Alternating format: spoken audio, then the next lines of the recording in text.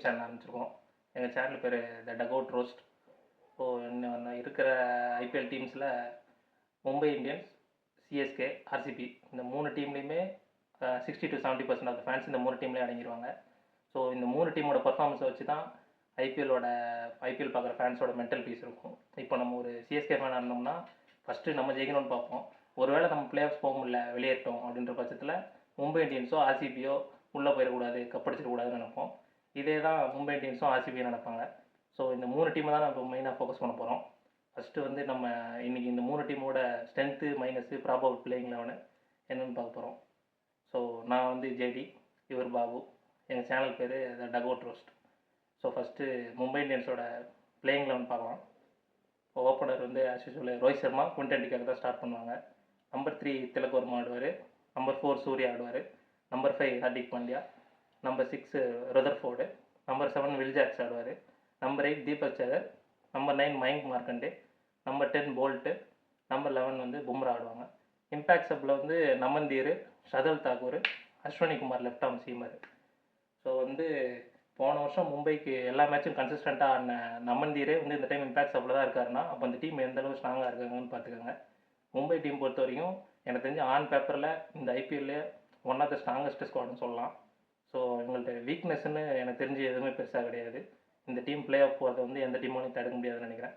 நிச்சயமாக இந்த டீம் வந்து பிளே ஆஃப் போவாங்க. ஒரு வேளை பிளே ஆஃபில் போய் அன்னைக்கான டே வந்து இவங்களுக்கு பேடாக அமைஞ்சு இவங்க வெளியேறினா தான் உண்டே தவிர இவங்க பிளே ஆஃப்ஸே போகாமல் போகிறதுக்கான சான்ஸ் வந்து ரொம்ப கம்மி தான். ஸோ இந்த டீமில் இருக்கிற நான் சொன்ன பிளேயிங் லெவலில் உனக்கு வேறு ஏதாவது சேஞ்சஸ் இருக்கும்னு நீ நினைக்கிறியா? இந்த பிளேயிங் லெவலில் எனக்கு டிஃப்ரென்ஸ் ஆஃப் ஒப்பீனியன் இருக்குது. எனக்கு தெரிஞ்சு இந்த டீமில் சேஞ்சஸ் பார்த்தீங்கன்னா கண்டிப்பாக ரிக்கல்டன், குவிண்டன் டிகாக்கு பதிலாக ரிக்கல்டன் ஆகிறதுக்கு வாய்ப்பு இருக்குன்னு நான் நினைக்கிறேன். ஏன்னா குவிண்டன் டிகாக் இது நானும் யோசித்தேன். ஆனால் வந்து இப்போது என்னதான் இருந்தாலும் குவிண்டன் டிகாக் வந்து ஒரு சீனியர் பிளேயரு. ஸோ ஃபார்மும் ஓரளவுக்கு சீனியர் பிளேயர், வேர்ல்ட் கப்பில் டீசெண்டாக சீனியர் பிளேயர் தான், பிக் மேட்ச் பிளேயர் தான். பட் ஆனால் எனக்கு என்னமோ அவரோட கிரிக்கெட் கரியர் ஓவர் தான் நான் நினைக்கிறேன் குவிண்டன் டிகாக்கோடது. ரிக்கல்டனுக்கு ஆனால் இன்னுமே சான்ஸ் இருக்குதுன்னு நினைக்கிறேன். அவரால் ஸ்கோர் பண்ண முடியும். ஓகே தான். ஆனால் குவிண்டன் டிகாக் தான் வச்சு ஸ்டார்ட் பண்ணுவாங்க. ஏன்னா மும்பைக்கு வந்து ஆல்ரெடி அவர் மும்பை இந்தியன்ஸ் சக்ஸஸ்ஃபுல் ஃப்ரான்ச்சைஸாக இருந்த டைமில், அதாவது கப் அடிச்சிட்டு இருந்த டைமில் வந்து அவங்களுக்கு ஓப்பனராக இருந்தவர் டிகாக்கு. ஸோ அதை பாயிண்ட் பண்ணி தான் அவங்க இந்த டைம் அவர் வந்து கரெக்டாக எடுத்துகிட்டு வந்திருக்காங்க உள்ள. குவிண்டன் டிகாக் வச்சு தான் டெஃபினட்டாக ஸ்டார்ட் பண்ணுவாங்க. ஒரு வேளை ஃபஸ்ட்டு 2-3 மேட்சஸில் இல்லை ஒரு 4-5 மேட்சஸ் சான்ஸ் கொடுப்பாங்க நிச்சயமாக. சொதப்புற பட்சத்தில் ரிக்கல்டன் வந்து ரீப்ளேஸ் பண்ணுவார் டிகாக்கை. இதுக்கு அடுத்தது எனக்கு தெரிஞ்சு அது மாதிரி நிறைய பேர் மற்ற ரிவ்யூ சொல்கிறவங்க எல்லாம் என்ன சொல்கிறாங்கன்னா, வில் ஜாக்ஸு, ரதர்ஃபோர்டு 2 பேரையும் ஒரே டீமில் ஆட முடியாது அப்படின்ற மாதிரி சொல்கிறாங்க. ஆனால் என்ன கேட்டால் 2 பேரையும் மும்பை இந்தியன்ஸ் வந்து கண்டிப்பாக பிளேயிங் லெவலில் ஆடுவாங்க. ஏன்னா இப்போது லாஸ்ட்டாக நடந்த வேர்ல்டு T20 டோர்னமெண்ட்டில் வேர்ல்டு கப்பில் வந்து இங்கிலாந்தோட பெஸ்ட் பிளேயர் வந்து வில் ஜாக்ஸ் தான். ஸோ அவங்களோட லெவனில் வில் ஜாக்ஸ் அவங்க காரணத்துக்கு ஒன்றும் ட்ராப் பண்ணுறதுக்கு வாய்ப்பே கிடையாது. ஸோ வில் ஜாக்ஸை நிச்சயமாக உள்ளாடுவாங்க. அதே மாதிரி ஒரு வெஸ்ட் இண்டியன் ஆடிகேட்டர் வந்து மும்பை டீமோட சக்ஸஸ்ஃபுல் ஃபார்முலாவில் எப்பவுமே இருந்திருக்காரு, கைரன் போலார்டு. ஸோ அதை வந்து இப்போ திருப்பி கொண்டு வரணுங்கிறதுக்காக தான் அவங்க ரதர்ஃபோர்டே எடுத்துகிட்டு வந்திருக்காங்க.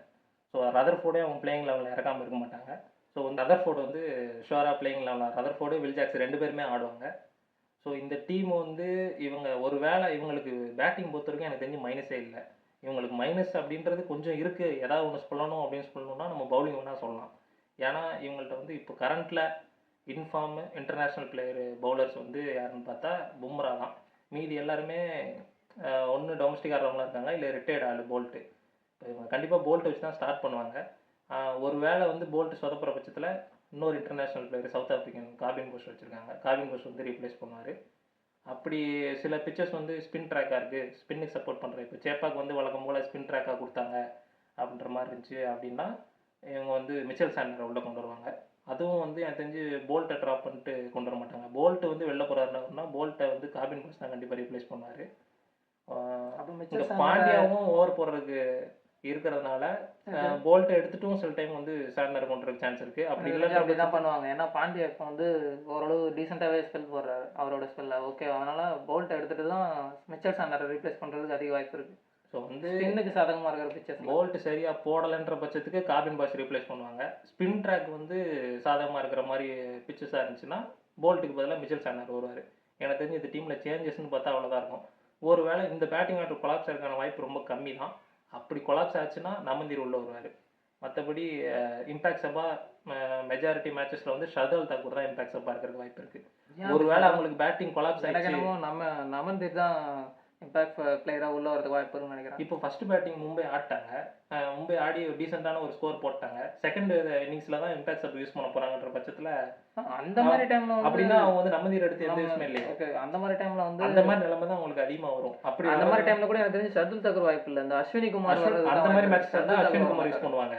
ஆனா ஒருவேளை வந்து பேட்டிங் ஆர்டர் வந்து ஓரளவு டீசெண்டாக ஆட்டாங்க. லாஸ்ட் 4 ஓவர்ஸ்ல 3 ஓவர்ஸ் தான் இருக்கு. அப்போ எனக்கு கொஞ்சம் பேட்டிங்கும் தேவை, செகண்ட் இன்னிங்ஸில் பவுலிங்கும் போடணும் அப்படின்ற சுச்சுவேஷன் வச்சுன்னா ஷர்துல் தாக்கூர் ஆடுவாங்க. புரியுதா? ஆனால் பேட்டிங் லிட்டரலி குறைஞ்சிருச்சு. ஒரு 30 for 4 இல்லை 50 for 5 இந்த மாதிரி ஒரு கொலாப்ஸ் நடந்துருச்சுன்னா நமந்தீர் வந்து வர்ற சான்ஸ் இருக்கு. இப்படி தான் வந்து இவங்க ஆடுவாங்க. இல்லாட்டி ஃபர்ஸ்ட் பேட்டிங் ஆடுறாங்கன்ற பட்சத்தில் இல்லை, அப்போவும் வந்து நமந்தீர் ஃபர்ஸ்ட் பேட்டிங் ஆடுறாங்கன்ற பட்சத்தில் நமந்தீர் ஆட்டு செகண்ட் இன்னிங்ஸில் வந்து இம்பாக்டாக மயங்க் மார்க்கண்டே போட்டாலும் போடுவாங்க. இதுதான் மும்பை இந்தியன்ஸோட ஸ்குவாடு. மும்பை இந்தியன்ஸில் இவங்க எதிர் டீம் வந்து மும்பை இந்தியன்ஸை பீட் பண்ண ட்ரை பண்ணக்கூடிய ஆப்ஷன் என்னவா இருக்கும்னா, பும்ராவோட 4 ஓவரை வந்து இந்த டீம் வந்து எப்போல்லாம் ஸ்ட்ரகிள் பண்ணுதோ அப்போல்லாம் வந்து பும்ராவோட 4 ஓவரை 4 லைஃப் லைன் மாதிரி யூஸ் பண்ணுவாங்க. ஸோ வந்து பவர் பிளேலேயே பும்ராவை முடிஞ்ச வரைக்கும் 2 ஓவர் பவர் பிளேலேயே போட வைக்கிறதுக்கு ஆப்போசிட் டீம் வந்து ட்ரை பண்ணணும். ஸோ ரைட் ஃப்ரம் பால் 1லேருந்து ஹிட் பண்ணணும். அப்படி இப்போ தீபக் சகரும் ஹர்திக் பாண்டியாவும் ஸ்டார்ட் பண்ணுவாங்க. இல்லை போல்ட்டு, தீபக் சகர், ஹர்திக் பாண்டியா, போல்ட் 3 பேர் தான் ஸ்டார்ட் பண்ணுவாங்க. இவங்க 3 பேரையும் பால் 1லேருந்து அட்டாக் பண்ணாதான் ப்ரெஷர். இவங்க 3 பேர் மேலே ப்ரெஷர் போட்டால் வேறு வழி இல்லாமல் பும்ரா வந்து ஓவர் போட வருவார். அப்போ பும்ரா ஓவர் வந்து ஃபர்ஸ்ட் 10லேயே 2 to 3 ஓவர்ஸ் பும்ராவை போட வச்சிங்க அப்படின்னா லாஸ்ட் 10 ஓவர்ஸில் பும்ராவுக்கு வந்து மேக்ஸிமம் 1 ஓவர் இல்லை 2 ஓவர் தான் வச்சுக்கணும். அப்படி வச்சுருந்தா மட்டும்தான் உங்களுக்கான சான்சஸ் வந்து இருக்குது அப்போன டீம் ஜெயிக்கிறதுக்கு. இல்லை பும்ராவுக்கு வந்து 3 ஓவர் ஃபுல்லாக இருக்குது, 3 ஓவர் வந்து லாஸ்ட் 10 ஓவர்ஸில் இருக்குது, டெத்தில் 2 ஓவர் இருக்குது அப்படின்னா லாஸ்ட்டு 4 ஓவரில் 5 ஓவரில் 10 ரன் ரேட் தேவைப்பட்டால் கூட அடிச்சு ஜெயிக்கிறது ரொம்ப கஷ்டம். ஸோ வந்து பும்ராவை எவ்வளோ சீக்கிரம் நீங்கள் பும்ராவோட ஸ்பெல்லை முடிக்க வைக்கிறீங்களோ டெத்துக்கு போக விடாமல் அந்த அளவுக்கு ஆப்போனன்ட் டீமுக்கான வின்னிங் சான்சஸ் இருக்குது என்னை பொறுத்த வரைக்கும். இதுதான் மும்பை டீமோட பாசிட்டிவ் நெகட்டிவ்ஸு. எனக்கு என்னமோ பும்ரா வந்து ஒரு 30 ரன்ஸ்க்கு ஆடினா கூட போதும் தான் நினைக்கிறேன். பும்ராவை போயிட்டு 40 ரன்ஸ் 45 ரன்ஸுக்கு, பட் ஆனால் சேசிங்கில் கொஞ்சம் ப்ராப்ளமாக இருக்கும். சேசிங்கில் கூட எனக்கு பும்ராவை வந்து நீங்கள் 200+ ஸ்கோராக இருந்தால் கூட 30 ரன்ஸ் 35 ரன்ஸுக்கு ஆடினாலே போதும். அதுதான் ஏதோ ஒரு லூஸ் பால் கிடச்சா கூட ட்ரை பண்ணலாம். அதுதான் பண்ணுவாங்க. ஆனால் என்னன்னா நீ அதுக்காக இப்போ பும்ராவை நீ 30 ரன்னுக்கு ஆடுற லக்ஸரி உனக்கு கிடைக்கணும்னா நீ மற்ற பவுலர்ஸ் வந்து அட்லீஸ்ட் 10 ரன்ஸ் பெர் ஓவர் அடிச்சு. மற்ற பவுலர்ஸ் எனக்கு தெரிஞ்சு தீபக் சகர்லாம் இனிஷியலாக ஸ்விங் ஆகும்போது தான் கொஞ்சம் ஃபர்ஸ்ட் 1 or 2 ஓவர் தான் எஃபெக்டிவாக இருப்பான். ஸோ வந்து டெத்தில் போடும்போது நிச்சயமாக ஒன்று அடிச்சிருவாங்க. அதே மாதிரி போல்ட் ஆகட்டும், பழைய போல்ட்டாக இருக்காரான்னு கேட்டால் இல்லை, எனக்கு தெரிஞ்சு பிரைம் போல்ட்லாம் கிடையாது, ரஷ்டியாக தான் இருக்காப்புல. ஸோ அதனால வந்து அதெல்லாம் இப்போ நிறைய லீக்ஸ்லாம் ஒன்றும் பார்த்தது வரைக்கும் பெரிய பர்ஃபார்மன்ஸ் பண்ண மாதிரி தெரியல. அதனால போல்ட்டை வந்து அடி வாங்குறதுக்கு தான் சான்சஸ் அதிகமாக இருக்குது. இதே மாதிரி பேட்டிங், மும்பை டீமோட பேட்டிங் ரோஹித் சர்மா எப்பவுமே இன்டர்நேஷனலில் பார்க்குற ரோஹித் சர்மா வேற, ஐபிஎல்ல பார்க்குற ரோஹித் சர்மா வேற. ஸோ வழக்கம் போல் வந்து மும்பை ஃபேன்ஸ் ரோஹித் சர்மா ஃபேன்ஸ் வந்து இந்த தடவை ரோஹித் சர்மாட்டிருந்து சிங்கிள் டிஜிட் ஸ்கோரு டக் அவுட்லாம் வந்தால் கூட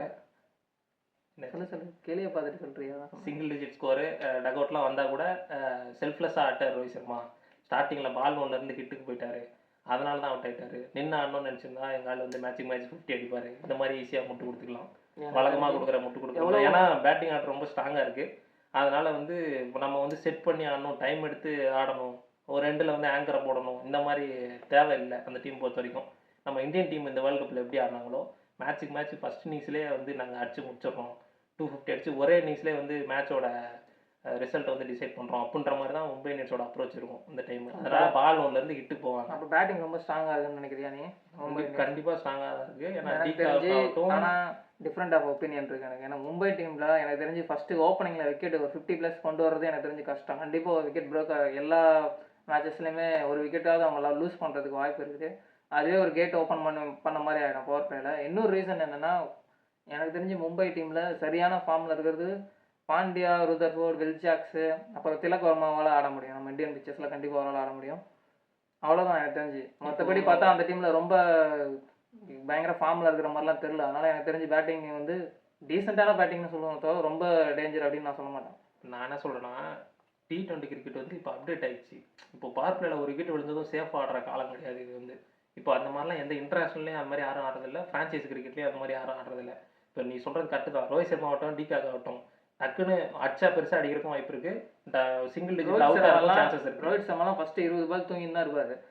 இவங்க நேரா லெக் ஃபீ போகுது, இல்லைன்னா இன்சைட் எட்ஜ் ஆகிறதுக்கு வாய்ப்பு இருக்குது, இல்லை ஸ்டிக்கு கூட பிடிங்கிட்டு போகிறதுக்கு வாய்ப்பு இருக்குது. லெஃப்ட் ஆர்ம் ஸ்விங்கருக்கு வந்து ஒரு வீக்னஸ் இருக்கு, அதெல்லாம் ரைட்டு தான். ஆனால் இது வந்து T20 தான். ஸோ அதனால வந்து பெரிய டெக்னிக்கல் விஷயம்லாம் பெரிய விஷயம் கிடையாது. இவங்க 2 பேருமே அப்படியே பவர் பிளே கேரி பண்ணி ஆடுற மேட்சஸ்ங்கிறது ரொம்ப ரேராக தான் நடக்க போகுது.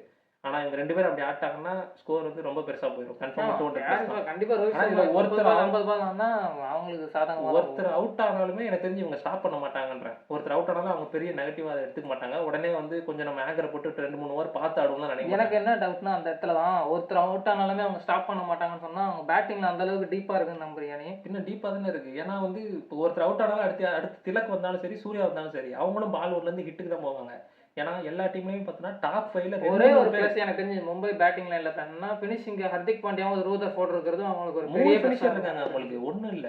ஹர்திக் ஜாக்ஸ் இருக்காரு. ஹர்திக் பாண்டியா, ரதர்ஃபோர்டு, ஃபினிஷிங்ல பயங்கரமா இருக்கு டீம். இப்போ இவங்க 3 பேர்ட்டையும் ப்ளஸ் என்னன்னா 3 பேருமே வந்து சிச்சுவேஷனுக்கு தகுந்த மாதிரியும் ஆட முடியும். 2 கியர்லயும் ஆடுவார். இப்போ ரதர்ஃபோர்ட் ஆகட்டும், அவர் நிறுத்தியும் ஆடுவாரு, அடிச்சும் ஆடுவாரு. எனக்கு தெரிஞ்சு ரூதர் ஃபோர்ட் நிறுத்திலாம் நிறுத்தி ஆடுவான். ஏன்னா நான் வந்து இப்போ ரீசெண்டா அவனோட இது சவுத் ஆப்பிரிக்கா லீக்ல வந்து எஸ்ஏ லீக்ல பார்க்கும்போது அந்த டீமுக்கு பிரிட்டோரியா கேபிட்டல்ஸ் நினைக்கிறேன். அந்த டீம் வந்து நிறைய மேட்சஸ் வந்து கொலாப்ஸ் ஆகும் போதெல்லாம் பிரவிஸும் ஒரு ரதர்ஃபோர்டு தான் அந்த மேட்சஸ் வந்து காப்பாற்றிருக்காங்க. எஸ்பெஷலி ரதர்ஃபோர்டு வந்து செம்ம ஃபார்மில் இருந்திருக்கான். நல்லா நிறுத்தி கொடுத்து கடைசியில் டெத் ஓவர் வரைக்கும் தட்டி எடுத்துகிட்டு போயிட்டு லாஸ்ட்டில் வச்சு அடிச்சு ஃபினிஷ் பண்ணி ஒரு டீசெண்டான ஸ்கோர் கொண்டு வந்தது எல்லாமே ரதர்ஃபோர்டு தான். ஸோ அவங்க வந்து 1க்கு 3 ஃபினிஷர் வச்சுருக்காங்க. ஸோ அதனால் அவங்க டாப் ஆர்டர் வந்து அதை பயம் இல்லாமல் கான்ஃபிடென்ட்டாக ஆடுவாங்க. பால் 1லேருந்து அட்டாக் தான் போவாங்க. ஸோ அப்படி அட்டாக் பண்ணுறதுக்கு ஏற்றமான பேட்ஸ்மேனும் இருக்காங்க அவங்கள்ட்ட. திலக் ஆகட்டும், சூர்யா ஆகட்டும், இவங்க யாருமே வந்து ரன் ரேட்டை டிப்பாகவே விட மாட்டாங்க. அடுத்தடுத்து ஏற்றிட்டே தான் போவாங்க. ஸோ இந்த டீம் 200 கீழே வந்து இந்த டீமை மடக்கிறதுன்றது ரொம்ப பெரிய விஷயமா இருக்கும். ஸோ 200+ ரன்ஸ் வந்து போர்டில் போட்டு பும்ராவோட 4 ஓவர் செகண்ட் இன்னிங்ஸில். ஸோ வந்து இது கோல்டு. பும்ராவோட 4 ஓவர்.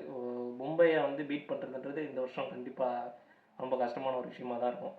ஒருவேளை இவங்க மற்ற பவுலர்ஸை வந்து ரொம்ப பயங்கரமாக அட்டாக் பண்ணி பும்ராவை சீக்கிரமாக கொண்டு வந்து பும்ராவுக்கு கடைசியில் டெத்தில் ஓவர் இல்லாமல் பண்ணாங்கன்னா மட்டும்தான் ஒரே வழி.